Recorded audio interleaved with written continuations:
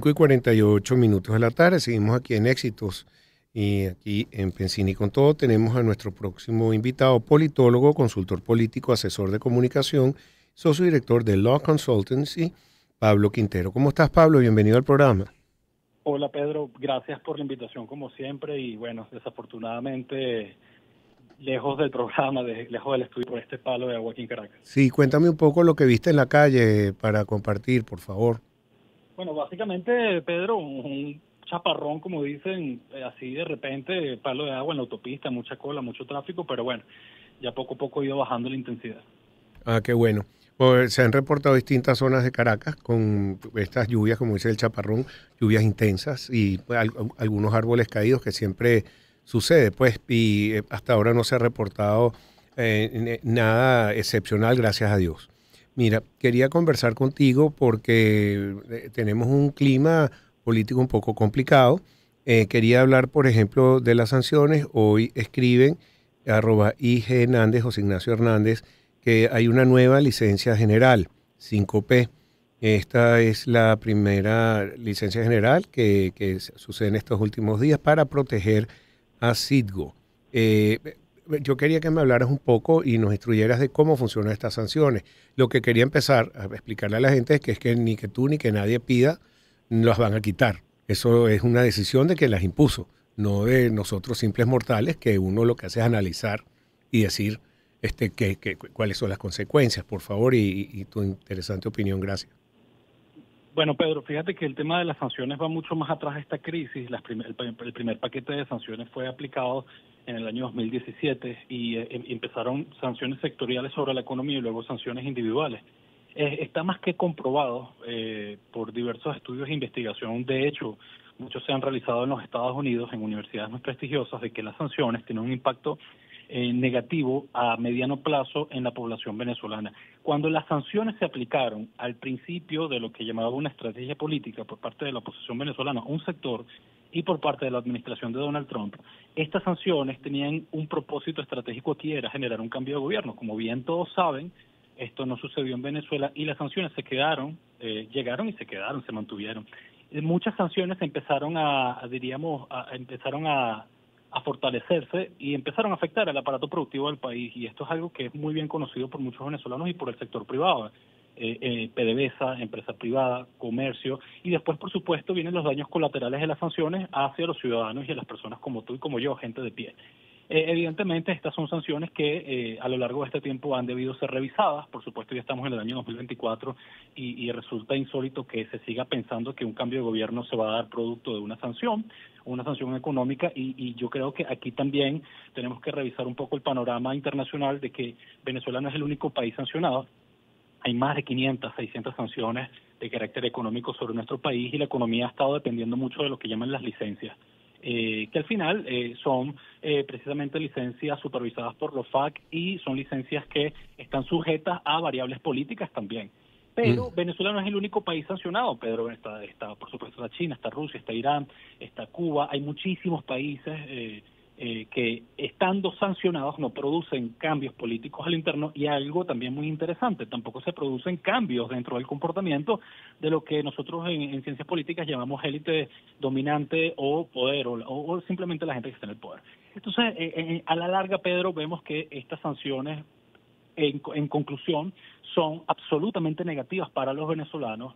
Se ha investigado también en Venezuela encuestas a nivel nacional que más del 60%, más del 60-65% de los venezolanos rechazan estas medidas coercitivas unilaterales. Eso es un nombre que es el nombre exacto que está en la ONU. No es un capricho político, no es propaganda, ese es el nombre exacto de las sanciones. Por supuesto, la gente entiende las sanciones como el fenómeno político, pero el nombre exacto es medidas coercitivas unilaterales. Estas medidas sobre la economía venezolana han afectado a los venezolanos durante muchísimos años y, por supuesto, son ineficaces para producir algún cambio en el país. Entonces, aquel actor político, aquel sector económico que promueva las sanciones año 2024 simplemente le está haciendo un daño grave a la población y sobre todo a la empresa privada. Sí, pero te repito, que ni que las promuevan o no las promuevan, tiene que estar a un nivel muy alto y con acceso al gobierno americano, a las personas. Y no depende de ningún venezolano. Criticarlas, analizarlas, no va a cambiar en nada ese panorama. Ahora fíjate, piden más sanciones, ola de sanciones para Venezuela. ¿Qué más sanciones? Son más de 900 sanciones y lo que están dando son licencias generales. Con quitarlas, siguen ahí las sanciones, no es que tienen que imponer más. Sí. ¿Cómo es Hay esto? que recordar, Pedro, que las sanciones nunca las han eliminado. ¿No? Licencia no significa levantar sanciones. Las sanciones no están desmontadas. Uno de los principales problemas y dilemas de aplicar sanciones sobre un país es el desmontaje, porque es algo excesivamente burocrático y que depende mucho de variables políticas y geopolíticas. Ahora, cuando hablamos de colocar más sanciones sobre Venezuela, más paquetes de sanciones, o como algunos actores internacionales que se encuentran en otros países dicen lluvia de sanciones, simplemente esto no depende de lo que pida Leopoldo López, no depende de lo que pidan otros actores políticos en el exterior, depende mucho de la administración del gobierno de los Estados Unidos. Pero desde Venezuela existe un rechazo profundo a estas medidas porque se ha demostrado que independientemente de lo que ocurra, no producen cambio de gobierno, afectan el bolsillo y la economía del venezolano, afectan el comercio y por supuesto la industria petrolera, y volvemos a lo mismo, nuestra economía depende única y exclusivamente de licencias, algo que evidentemente es nocivo para la economía de cualquier país, pero en el caso venezolano las sanciones han servido también para fortalecer las relaciones geopolíticas con otros países, como pasó en el año 2017-2019, donde Venezuela acudió a Irán, a China y a Rusia para, por supuesto, elevar el flujo de caja que tenían. Sí. Tú que has hecho estudios con John Magdaleno, que es un estudioso profundo de lo que son las sanciones y lo que ha sido el cambio de política de un gobierno hacia una institucionalidad. Tú estás hablando del quiebre de la élite dominante. ¿Se ha producido en algún caso? ¿Cuáles son los casos que se puede referir la gente que quiere estudiar esto?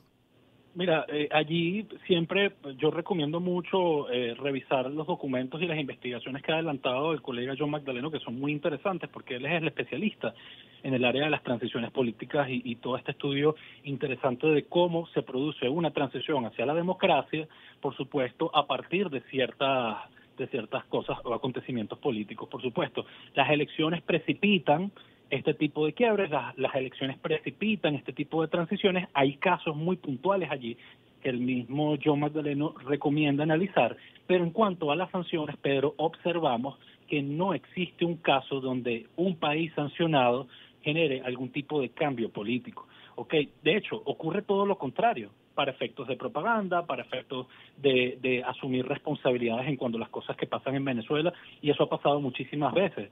Uh-huh. Pero vamos a lo otro, Pedro, que es quizás la parte que le interesa a la persona que nos está escuchando. El ciudadano de a pie, el empresario, el emprendedor se ve afectado por estas medidas cuando uno investiga los daños colaterales. Y no es casual, Pedro, que la relatora encargada por parte de la Organización de Naciones Unidas, Alana Douham, tiene un informe específico que es público del año 2023, donde arroja todo el impacto de las sanciones y las consecuencias negativas sobre Venezuela en el ámbito de las medicinas, en el ámbito de la alimentación y, por supuesto, en el ámbito de la calidad de vida de los venezolanos. Y me escribe Andrés Rojas Jiménez, la OFAC renovó por 16 veces la licencia que protege a los tenedores de bono PDVSA 2020 y suspende embargo de SIDGO, y que vence el 12 de noviembre, una semana después de las elecciones presidenciales en los Estados Unidos, con mucha casualidad.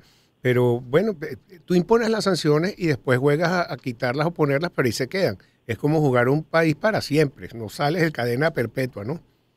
Sí, porque también estas sanciones, Pedro, dependen mucho de algunas variables internas y externas. Por supuesto, el ambiente, las tensiones geopolíticas en el mundo, la guerra, claro, el pragmatismo que existe en Estados Unidos desde el punto de vista petrolero, y esto quizás nos salimos un poquito del tema, pero los acuerdos de Doha y de Qatar, que hace poco el presidente Nicolás Maduro los mostró en cadena nacional, precisamente demuestran el interés económico y energético que tienen los Estados Unidos sobre Venezuela. Exactamente. Entonces, claro, no estamos hablando de las sanciones, pero estamos recalcando aquí el alto nivel de pragmatismo de Estados Unidos en mejorar las relaciones políticas y económicas con Venezuela a pesar de lo que está pasando. Claro. Entonces vemos que quizás a veces se manejan las cosas a dos bandas en Estados Unidos. porque también a veces observamos algún interés por hacer negocios con Venezuela, sobre todo un país como Venezuela, que es un punto geopolítico interesante para muchísimos inversionistas de todo el mundo, por supuesto por las riquezas naturales, pero también por la posición geopolítica que tiene Venezuela, pero también observamos que estas sanciones, Pedro, dependen muchísimo, en gran característica, de los reacomodos del sistema político norteamericano. Este año hay elecciones en noviembre, por supuesto vamos a ver y vamos a observar a muchos republicanos pidiendo sanciones por un tema de volver a instrumentalizar el caso venezolano, llevarlo a la palestra de la opinión pública. Además que el caso venezolano siempre es atractivo para las elecciones en Estados Unidos, pero vamos a volver a ver que el partido republicano va a pedir sanciones, el Partido Demócrata a lo mejor lo pida también. Y nos trae problemas porque fíjate que hasta ahora que esté explotando el petróleo venezolano, compañías como Chevron, como otras que han entrado de otras naciones, Eni, Repsol, nos trae una transparencia que ahora vamos a volver, si imponen otra vez o quitan las licencias generales 41, 44, 40, nos va a traer una opacidad que no sabemos qué va a pasar con ese petróleo venezolano y ahora con los BRICS y abrirse a nuevos territorios desconocidos, ¿no? Sí, y acabas de mencionar algo muy interesante que no podemos dejar a un lado, y es el ingreso de Venezuela en los BRICS. Por supuesto, los BRICS tienen un aporte al PIB mundial bastante grande, creo que más del 30%, pero por otro lado, Pedro, allá hay países claves que manejan petróleo. Y por supuesto Estados Unidos va a estar muy alerta de lo que sucede aquí, precisamente porque ya hay acuerdos, ya hay licencias a largo plazo con los Estados Unidos, pero también es una carta de política y de negociación el ingreso de Venezuela en los BRICS, porque va a estar en la zona de influencia de Rusia, en la zona de influencia, por supuesto, de China, pero también en la zona de influencia de Brasil, que fíjate tú, Brasil está en este momento liderando una mesa de negociación y de diálogo con Venezuela por el caso de las elecciones presidenciales, nada más y nada menos que Lula con Petro y AMLO. Entonces, ahí observamos que toda la geopolítica mundial tiene mucho que ver en las decisiones de por qué Venezuela sigue estando sancionada, a pesar de que estas sanciones son ineficaces, son denunciadas por la ONU. El Consejo Internacional de Derechos Humanos también se ha pronunciado y ha dado material suficiente para que la gente comprenda que esto es algo negativo para la economía de un país. Gracias, Pablo. Se nos acabó el tiempo, nos pasamos.